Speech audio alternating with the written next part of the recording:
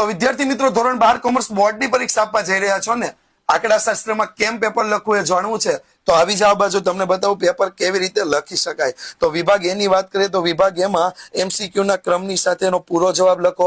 વિભાગ બી માં એક વાક્યના જે સવાલ જવાબ છે એમાં પૂરા વાક્યમાં જવાબ લખો। ત્યાર પછી વિભાગ સી માં જે તમે ક્રમના જવાબ લખવાના છો એ ક્રમ તમે વચ્ચે પણ લખી શકો, અહીંયા સાઈડમાં પણ લખી શકો અને હાસ્યમાં પણ લખી શકો, પણ પ્રેઝન્ટેશન પૂરું કરવાનું છે।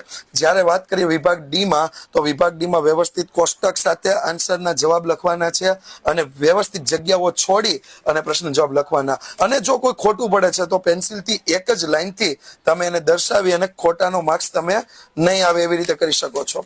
ત્યાર પછી વિભાગ ઈ ની વાત કરીએ તો ઈ માં મોટા પ્રશ્નો છે, આંકડાઓ વ્યવસ્થિત દેખાય એવી રીતે દર્શાવવા।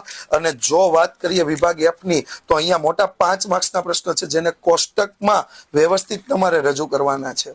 અને જો આવી રીતે પેપર પ્રેઝન્ટેશન કર્યું તો તમને પૂરા માર્ક્સ લાવતા કોઈ નહીં રોકી શકે।